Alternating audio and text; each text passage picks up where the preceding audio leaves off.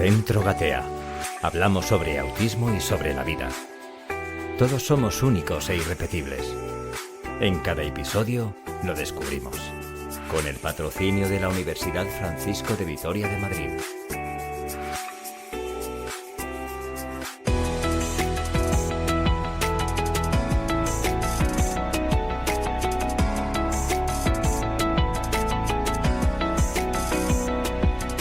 Saludos gateadores, gracias por acompañarnos otro programa más. Os invitamos a compartir este rato de formación y de información. ¡Vamos a gatear!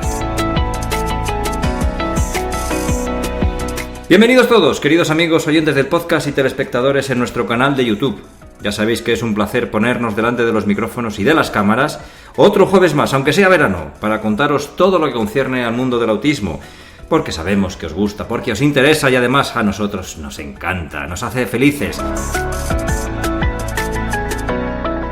Recibimos un saludo también de la Universidad Francisco de Vitoria, que son muy buenos amigos nuestros y nos permiten que sigamos con este tipo de programas. Saludos de Pablo Barone, de Claudio García en las redes sociales, de Marta Rodríguez en la coordinación y presentando Raúl Alonso. Seguimos con los programas resumen de este año pasado. Pues Meli, buenas tardes. Hola, buenas tardes. Dichosos los ojos que te ven, ¿eh? Es un placer recibirte en nuestros micrófonos. Mira, fíjate que nos hemos cruzado muchas veces por los pasillos de aquí de Gatea. Además compartimos comunidad autónoma y ya era hora de verte por aquí. Aquí estoy, encantada. Para que te escuchen los oyentes y que te vean los telespectadores. Muchas gracias. Bueno, pues nada, pues efectivamente, vamos a hablar de los diagnósticos. Una palabra que es, sí, diagnóstico, pero ¿qué es un diagnóstico? Todo el mundo creemos que sabemos lo que es un diagnóstico, pero ¿qué es un diagnóstico? Pues realmente un diagnóstico como tal es una nomenclatura, una etiqueta de algo, no solo de un trastorno, sino es una etiqueta, ¿vale? Para hacer un diagnóstico clínico, en este caso, de un trastorno del espectro del autismo, tenemos que basarnos en unos criterios, ¿vale? Para decir, pues tiene un trastorno del espectro del autismo, pues cumple estos criterios. Si no cumple estos criterios, no estamos hablando de ese trastorno o ese diagnóstico, ¿vale? Entonces, el diagnóstico en sí es un nombre que se le pone a un trastorno en este caso. ¿Qué criterios hay que cumplir o se tiene que cumplir para que sea un diagnóstico TEA? Para que sea un diagnóstico de trastorno del espectro del autismo, según el DSM-5, ya tenemos la edición revisada, tiene que cumplir, primero, que haya una dificultad cualitativa en comunicación e interacción social, que se manifiesta por dificultades en la reciprocidad socioemocional, dificultades en el uso de la comunicación verbal y no verbal y dificultades en la interacción con otros. Este es el criterio A. Y el criterio B es dificultades o conducta repetitiva o estereotipada. Y hay varios criterios y de ahí, del manual del DSM-5, hay 4 y hay que cumplir al menos 2 para que hablemos de un trastorno del espectro del autismo. Conducta repetitiva, rigidez mental, hiper o hiposensibilidad a determinadas texturas, uso repetitivo de objetos. De esos 4 hay que cumplir al menos 2 para poder hablar de un trastorno del espectro del autismo. Y otra cosa muy importante para poder hablar de un trastorno del espectro del autismo es que las dificultades tienen que aparecer en primera infancia, porque es verdad que ahora nos están llegando muchos adultos para diagnóstico, muchos adolescentes para diagnóstico, muchas mujeres para diagnóstico, y tenemos que tener muy claro que estas dificultades ya han aparecido en la infancia y ahí viene el otro gran reto, el nuevo reto, el hacer un diagnóstico diferencial de chicos adolescentes, de hombres adultos, de mujeres adultas, que claro, es que tienen un bagaje de muchos diagnósticos erróneos, tampoco tenemos la información de primera infancia, porque ¿quién nos puede dar esta información? La familia, pues muchos ya son mayores, entonces ahí tenemos un gran reto nosotros los profesionales para hacer un buen diagnóstico diferencial a esa edad, ¿vale? Entonces, esos son los criterios diagnósticos. Y otra cosa importantísima que en el DSM-5 nos dice que tiene que tener para que sea un trastorno del espectro del autismo, tiene que incapacitar para la vida cotidiana. No porque yo tenga unas pequeñas dificultades ya tengo un trastorno del espectro del autismo, no, eso son pequeñas dificultades. Si tú no necesitas apoyo, no estamos hablando de un trastorno del espectro del autismo. Y dentro del trastorno del espectro del autismo hay 3 grados o 3 niveles, nivel 1, nivel 2 y nivel 3. Vale, nivel 1 sería como el nivel más leve, entre comillas, por así decirlo, porque evidentemente hay dificultades, si no, no estaríamos hablando de un trastorno, pero sería el más leve, hasta el grado 3 o nivel 3, que serían los chicos o las personas con discapacidad intelectual, sin lenguaje o mínimamente verbales y demás. Entonces claro, el espectro es tan amplio que claro, es que no hay 2 personas con un diagnóstico de autismo que sean iguales, entonces por eso el diagnóstico es tan complejo. Y también a eso tenemos que añadirle que es que no tenemos ningún marcador biológico que nos diga, pues esto es autismo, sino el diagnóstico se hace con una visión clínica, tiene que ser acorde con unas pautas comportamentales, con una conducta, y nosotros los clínicos somos los que hacemos el diagnóstico diferencial por las conductas, no porque haya ningún marcador biológico. Entonces es muy complejo, para ello tenemos que tener mucha formación, mucho training, mucha experiencia. Antes hablabas un poco del diagnóstico en mujeres y en adultos, eso me da pie para que otro programa podemos hablar secuestrarla otra vez y volver a verte por aquí. Y otro día volver a verlo, sí. Claro. Además, ahora mismo están entrando en Gatea un montón de demanda de diagnóstico de adultos, de adolescentes, de mujeres. Sí. Para otro programa, si no te importa, Meli, hablamos de las mujeres, del diagnóstico en mujeres y en adultos, pero vamos a lo que es el diagnóstico en general.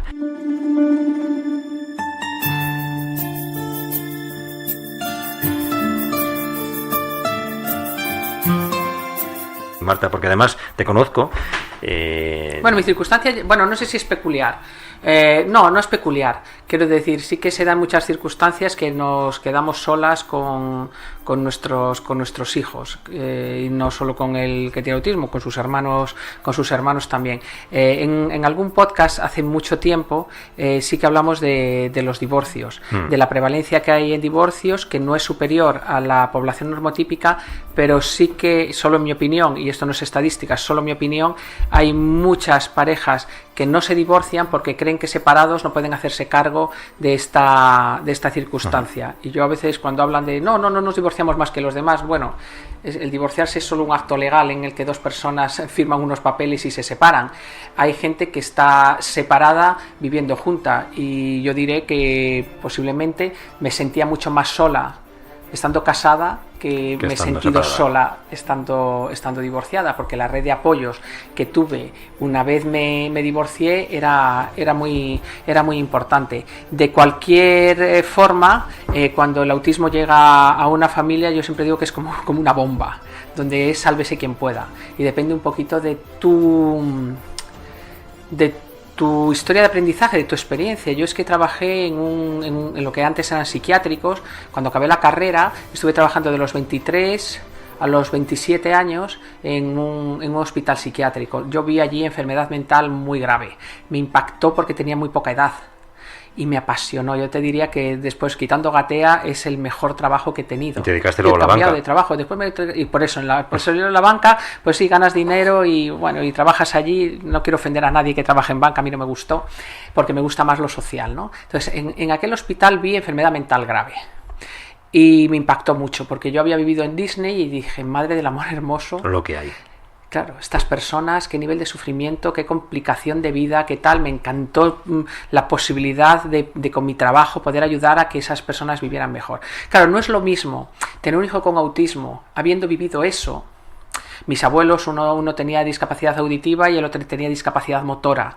Quiero decir, en mi familia había personas con discapacidad. Obviamente, tener un hijo es un nivel, es pasar a otra pantalla. No es lo mismo un abuelo, no es lo mismo un desconocido en un hospital, que sea tu hijo, te duele el alma. Yo lo recuerdo, es decir, que el alma existe, lo sé porque a mí me ha dolido. Y es una sensación de que te duele algo que nunca te ha dolido. Y que te duele de forma permanente, y me duele todavía. Quiero decir, el alma existe porque a mí me duele. O lo que me duele tiene otro nombre.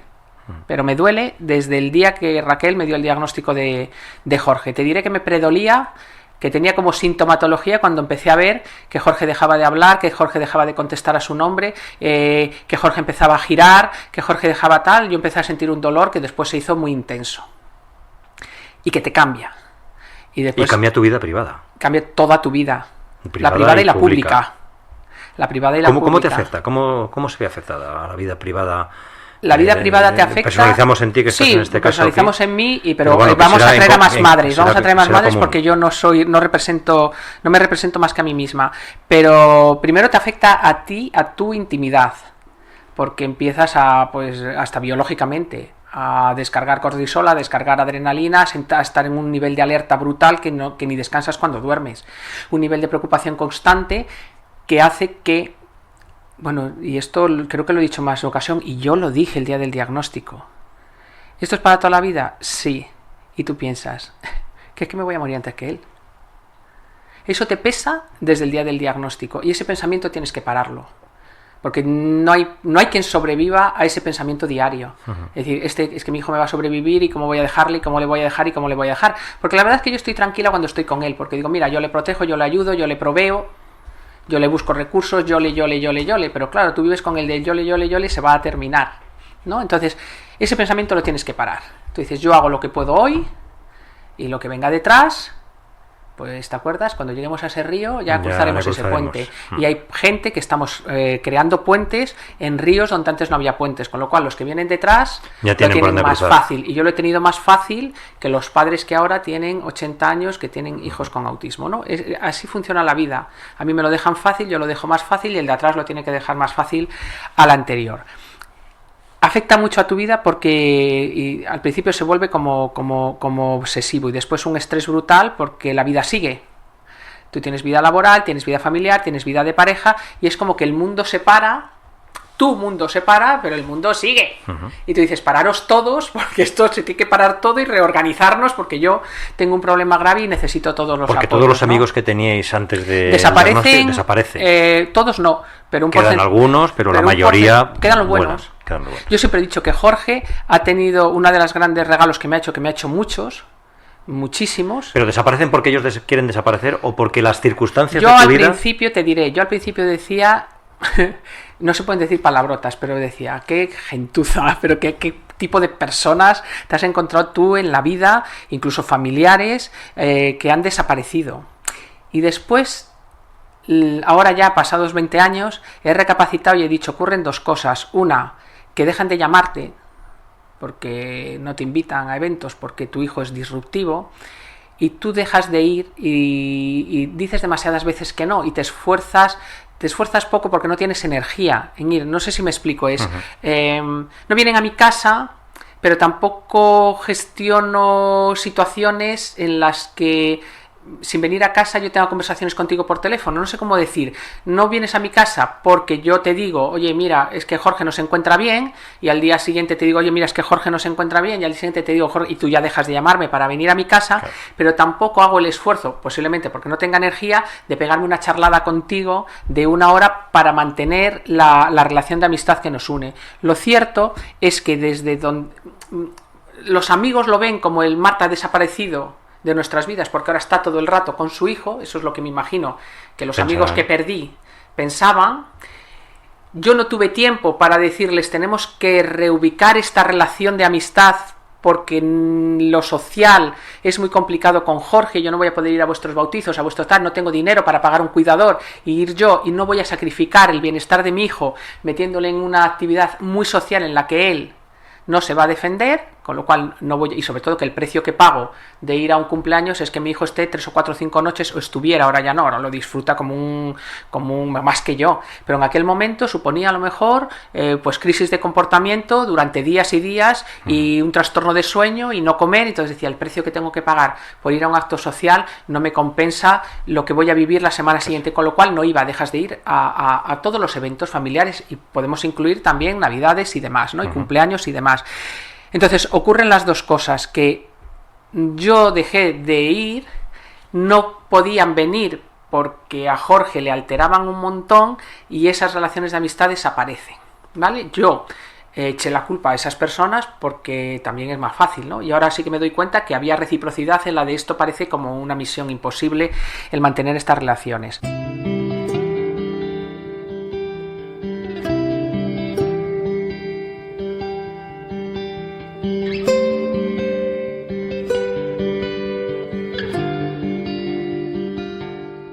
Irene, buenas tardes, bienvenida. Buenas tardes, bienvenida. Un placer recibirte otra vez en los micrófonos de Gatea. Yo creo que la última vez que estuvimos hablando contigo fue con motivo del Día Mundial del Autismo. Es verdad, eso es. Dentro de la Universidad Francisco de Vitoria. Cuando la liamos parda allí en la Francisco de Vitoria. Qué jaleo más bonito, qué caos más ordenado. ordenado. Pues Irene con todo el equipo de Gatea se volvieron muy locas y montaron un evento impresionante. Un caos ordenado maravilloso, un caos ordenado maravilloso. Impresionante. Bueno, pues como decía Marta, vamos a hablar de la intervención en mujeres, así que por favor, fíjate lo que decía antes Marta al inicio del programa, hace 15 días, oye, este guión vamos a tratar de este tema con Irene, igual, no te preocupes, yo me hago el guión, ayer a última hora me dice, ¿quiere hablar de esto? Digo, bueno, pues mira, que Irene diga lo que quiera, así que Irene, di lo que quiera sobre la intervención en mujeres, sobre todo el impacto que genera en el diagnóstico, ¿no? Todo esto. Pues nada, cuando quieras, Irene, por favor. Pues me parece algo muy interesante, ¿no? Muy importante, ¿no? Todo lo que es lo relacionado con el impacto en el diagnóstico en mujeres con autismo, ¿no? Porque al final los datos de las investigaciones nos dicen que hay infradiagnóstico, ¿no? En las mujeres con TEA, ¿no? ¿Y qué ocurre? Que al final este infradiagnóstico pues viene cargado, ¿no? De muchísimas consecuencias y muchas de ellas negativas, ¿no? Para estas personas, ¿no? ¿Por qué? Pues porque al final, como bien ha dicho Marta, ¿no? Tienen toda la vida, ¿no? Al final, pues con muchísimos retos, muchísimos desafíos, ¿no? Y sin esos recursos y esos apoyos, ¿no? Tan importantes que muchas veces trae consigo, ¿no? El tener un diagnóstico. Entonces, bueno, yo creo que es muy importante, ¿no? El señalar, ¿no? Qué es lo que ocurre cuando reciben este diagnóstico, tanto después como incluso el antes, ¿no? Que muchas veces yo me encuentro en sesión, ¿no? Pues personas que vienen, ¿no? Y me dicen, Irene, pues es que creo que tengo autismo. Creo que tengo autismo, mi hijo lo tiene, ¿no? O mi hija lo tiene. Yo me siento muy identificada, ¿no? Con lo que le ocurre a mi hijo, porque a mí también me ocurre. ¿Y tú qué opinas, no? Y al final yo creo, ¿no? Bueno, es que te venga una madre y te diga que estás haciendo tratamiento con su hijo y te diga, oye, que es que yo creo que tengo autismo. O sea, yo creo que pondría cara de, perdón, ¿qué me estás contando? Lo cierto es que hablamos del fenotipo ampliado, que es las características compatibles con autismo, sin tener autismo, que tenemos muchos padres. Totalmente. Porque hablamos de que tiene un componente genético importante, pero claro, el pasito más allá de tengo fenotipo ampliado y voy más allá porque tengo el diagnóstico. A la hora de hacer intervención, que es la casuística que estaba explicando Irene, estoy tratando con un niño y yo siempre se lo digo al equipo, tened en cuenta que los padres tenemos nuestro puntito. Quiero decir que a veces un padre se enfada porque la sesión empieza a las 4, son las 4:05 y el padre tiene un cabreo monumental, no es porque sea un gilipollas, es porque tiene una rigidez mental que sin tener autismo es compatible con el espectro del autismo. Entonces hay que diferenciar a la persona que es maleducada del que es extremadamente rígido porque nació así y no ha tenido tratamiento ni terapia, y para él las 5 y las 5:05 son 2 horas radicalmente diferentes. Pero hay tantas veces que es tan difícil muchas veces esa línea entre la mala educación y el... Te diré que en el autismo con mucha frecuencia hay fenotipo ampliado. Sí. Entonces hay padres que dices, es que me es imposible comunicarme con él, y tú dices, es que tiene problemas de habilidad social y de comunicación social. Y entonces de lo que habla Irene es, vale, pues ahora voy un poquito más para allá. Ya es complicado tratar con los padres de personas con autismo porque un porcentaje nada desdeñable tenemos, y me apunto ahí, porque yo, por ejemplo, en dobles sentidos me tienen que decir, broma, Marta, y yo, pues ya me estaba enfadando. ¿Sabes? Los dobles sentidos, las ironías, hay muchas veces que no las pillo, soy muy rígida, me gusta, la invariabilidad me genera mucho bienestar, los cambios no me gustan demasiado, los provoco porque yo no estoy dentro del espectro y bueno, y los provoco yo, pero no estoy dentro del espectro. Pero si doy un paso más allá y estoy dentro del espectro, la cosa se complica mucho más. Entonces es cuando Irene dice, bueno, pues vete a ver a Meli, eso es, hablemos de esto con ella y veamos si tú estás dentro del espectro no, porque entonces ya sí que necesitas tú un tratamiento específico como persona Eso con es. TEA. Y que muchas veces eso no es fácil, ¿no? Claro. Porque al final aparecen miedos, aparecen inseguridades, ¿no? Aparece también el hecho de tener un historial clínico, ¿no? En el que hay muchísimas comorbilidades, ¿no? O muchos diagnósticos erróneos, ¿no? De a lo mejor venir a Sauce, ¿no? Pues porque aquí en un cuadro de depresión, un Claro. cuadro de ansiedad, y realmente luego cuando empezamos a tirar del hilo, ¿no? En esa evaluación, pues vemos que efectivamente hay otras cosas, ¿no? Y que es importante evaluar, ¿no? Y como bien dice Marta, ¿no? Muchas veces el hilo es muy fino, ¿no? Y Claro, es es muy que complicado. ahí hay un camino como muy espectral donde dices, estoy en un sitio o estoy Eso en otro. es. Claro. Bueno, también somos de la opinión que si me tengo que pasar, que me pase dando apoyos, no quitándolos. ¿Sabes? Es preferible sí. pensar que una madre está dentro del Totalmente. espectro y tratarla como que está dentro del espectro que decir, mira... ¿Por qué más no lo va a hacer?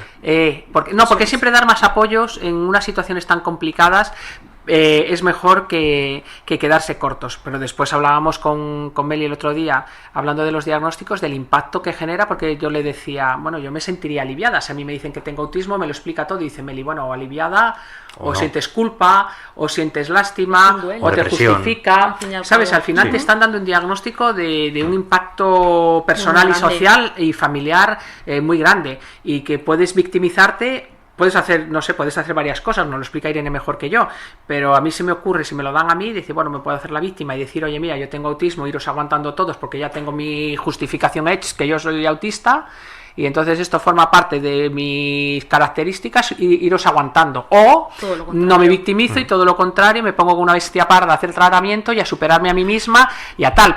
Si es cierto, y lo decía Meli el otro día, que hay una parte de culpa de, ¿se lo he pasado yo a mi hijo? ¿Y qué es lo que más hay, Irene? ¿En qué se transforma ese impacto? Pues ¿En por qué un deriva? lado, como dice Marta, ¿no? Sí que es verdad que ahí aparece el alivio, ¿no? El alivio de ya sé lo que está ocurriendo, no soy un bicho raro, ¿no? O sea, realmente a mí me han llegado a decir, ¿no? Pacientes mías de, Irene, es que siempre he pensado que algo funcionaba mal dentro de mí. Fíjate, Que es que... he sido una extraterrestre en este mundo, ¿no? Que al final era como que yo intentaba adaptarme, ¿no? Intentaba hacer lo que en teoría tenía que hacer, ¿no? Y lo que en teoría me pedían, y no era bastante, no era suficiente, ¿no? Y ahora entiendo mía. con este diagnóstico de dónde viene, ¿no? Claro, comprenden el por qué han hecho tantas Eso cosas es. o han dejado de hacer cosas por Eso es, por y al eso. Estamos final hablando de una personas explicación. de 40 años. Totalmente. Tú imagínate 40 que con años. 40 años te diga, yo es que llevo pues 35 años consciente de mi vida pensando que soy un extraterrestre. Que soy rara, que soy... Y un extraterrestre. O sea, Eso es. Sí, son oye, subverbalizaciones. claro, es una verbalización de... Sí. de- Y además, como hablamos con Melina en el programa del diagnóstico de mujeres, porque se camuflan las mujeres, es, enmascaran se los enmascaran síntomas. los síntomas, efectivamente, y es más complicado de diagnosticar. Dijo que una proporción Sí. de una mujer por 4 hombres sí, diagnosticados. sí. Claro, pero nosotros estamos hablando del impacto que genera cuando está diagnosticado. Pero Una cuando no lo mujer, estás. eso es la pregunta. Pero cuando no está, ¿qué Pues- consecuencias hay ahí? ¿O qué?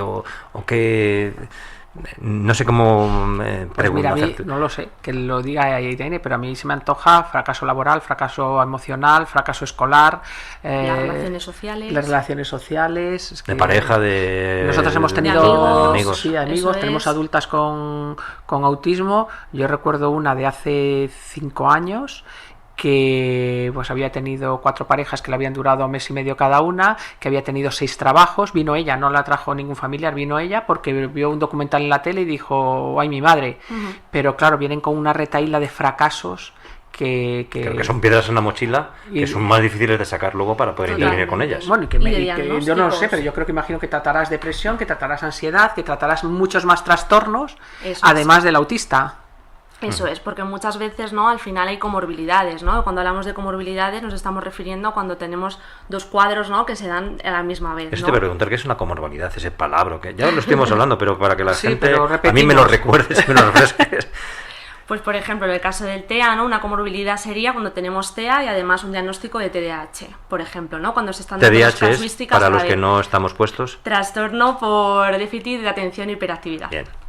Eso es. Entonces, bueno, sí que es verdad, ¿no?, que muchas veces vienen a terapia con muchísimos diagnósticos añadidos, ¿no? A veces por ese infradiagnóstico de autismo, ¿no?, de que han tenido diagnósticos erróneos, de haber ido al médico de cabecera, de haber ido al psiquiatra, ¿no?, de haber pasado por multitud de especialistas no especializados en autismo, ¿no?, que al final han ido, ¿no?, pues poniendo diversas etiquetas con el impacto que supone eso, ¿no? De tengo una etiqueta de que tengo un trastorno límite de la personalidad, tengo una etiqueta de que tengo fobia social, ¿no? Pero realmente muchas veces lo que vemos luego es que son dificultades que vienen dadas por el diagnóstico de autismo, que no al final no se ha hecho, ¿no? Y era el que se necesitaba, pues para poder luego, ¿no?, como he dicho antes, recurrir a esas ayudas, a esos recursos, ¿no?, y a ese apoyo. Es cierto que cuando a ti te dan un diagnóstico, no sé si ocurre con mucha frecuencia o no, te identificas con el diagnóstico. A ti te dicen que tienes trastorno límite de la personalidad, ya empiezas a googlear y a buscar allí información y decir, y te agobias más. E incluso lo que no tienes te lo atribuyes, claro, ¿no? Entonces un mal diagnóstico también tiene esa consecuencia en un adulto de estos niveles, que leen, que entienden, que tal. Entonces el que se estén bien diagnosticados es muy importante, ¿no?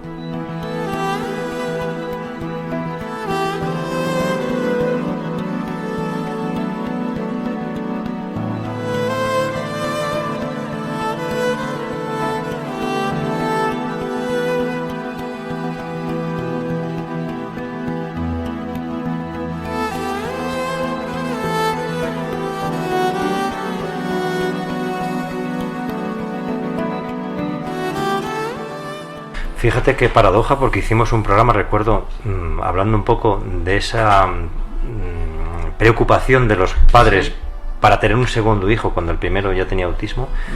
Y fíjate que los padres es al revés, se vuelve las tornas. Es como es inverso, o sea, me preocupa tener un segundo hijo porque quiero que mi hijo no esté solo en el mundo. Y a lo mejor el que es autismo desde hace 50 años soy yo. Sí. Soy yo, pero que, bueno, Mel y yo lo hablamos un montón, o sea, qué vida más complicada ha tenido que tener esa madre, ha tenido que tener ese padre que ha llegado aquí y que lo tiene. Y bueno, ahora nos explicará Meli, porque claro, yo no lo sé, porque no he vivido eso, pero me imagino que sentiría mucho alivio. Meli, por alusiones. Pues sí, la verdad que pues muchos de los padres de personas con un diagnóstico de TEA, cuando se les dice que ellos también tienen ese diagnóstico de TEA, la gran mayoría, no todos, sí que es como, vale, ahora ya puedo explicar o ya comprendo por qué soy así, o por qué actúo de esta forma, por qué no me gusta esta otra cosa, o por qué me pongo nerviosa ante esta situación, ¿vale? Entonces es verdad que muchos de ellos sí que sienten un gran alivio de otros no tanto, otros se culpabilizan de lo tiene por mi culpa, porque lo tengo yo, claro, entonces lo tiene él también. Claro. Entonces estamos ahí en esa dicotomía, ¿vale? Es verdad que sí que luego hablaremos más de las mujeres, pero cuando son las madres las que tienen el trastorno del espectro del autismo, sí que yo lo que veo sí que es un alivio de vale, ya entiendo muchas cosas de las que me ocurren, de las que me han ocurrido, y yo comprendo por qué comprendo tan bien a mi hijo, por qué soy capaz de llevar tan bien a mi hijo, ¿vale? Entonces eso, los hombres, ahí tenemos esa dicotomía. O sea que sí que hay casos que padres descubren que son ellos, claro, y por eso tendrán una conexión más especial, claro, con el niño, con el hijo que tenga el trastorno del autismo. Claro, efectivamente. Y en cambio hay otros casos que aunque lo tengan los dos, sí es como una barrera, porque son los dos tan rígidos, tan similares, que no llegan a conectar. Entonces, claro, es que aquí como... Claro, no lo que sea igual es compatible. Claro. Normalmente es lo diferente, lo que es compatible. Dos personas rígidas, chocan. Si dos personas, exacto. A lo mejor en la habilidad social y en que ninguno de los dos quiere mucha vida social, a lo mejor ahí sí se pueden encontrar, pero claro, hay otras dificultades que juntas son lo que nos explicaban en física cuando éramos críos, los polos contrarios se atraen, ¿no? Sí. Oye, ¿os habéis encontrado casos de adultos que han triunfado en su vida social, laboral, que han tenido éxito, o no se dan esos casos? Tanto como triunfar en la vida social. Me refiero al laboral, mi trabajo tengo suerte, laboral, una Silicon empresa. Valley dicen, nosotras nunca hemos ido a Silicon Valley, pero dicen que Silicon Valley está lleno de no digo que sea un recursos humanos, de autistas, relaciones públicas. Hombre, yo no diría que la gran mayoría, porque ya el autismo es muy diverso y muy espectral, ¿no? Los que tienen esa habilidad que ahora está muy remunerada, pero no todos tienen esa habilidad. Me refiero a eso, a los de Silicon Valley, programadores, editores de juegos y cosas de estas, ¿no? Hay que entender que lo nuclear en el autismo es los problemas de comunicación social. Y en la vida laboral lo social es muy importante. Tú puedes trabajar muy bien en ser muy buen médico, o trabajar muy bien en banca, o ser muy buen por ejemplo Meli, pero para Meli la habilidad social de hablar con los padres, de hablar con los compañeros, de coordinar un equipo, de tomarte un café, de ir a una cena, quiero decir, la vida laboral no es solo vida profesional de hacer bien una tarea. Tú te defiendes en la vida laboral porque tienes las habilidades sociales que hacen falta para relacionarte con tus compañeros, relacionarte con tus jefes o con tus subordinados si lo hubiera. Entonces, cuando eso está comprometido, pues tu vida laboral también es peculiar, y de hecho hay mucha gente que le va bien, o podemos decir que triunfa con apoyos, o sea, con el apoyo que hace que compense esa dificultad en la comunicación social. Sin duda tienen unas vidas laborales, emocionales y familiares muchísimo, pero muchísimo, cuando digo muchísimo es, imaginaros, muchísimo más complicadas que las que podemos tener nosotros, por esa falta de habilidad ahí.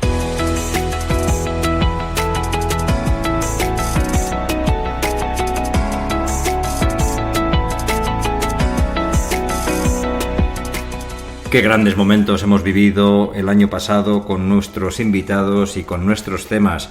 Pero la semana que viene volveremos con nuevos recordatorios. ¡Feliz semana, queridos amigos!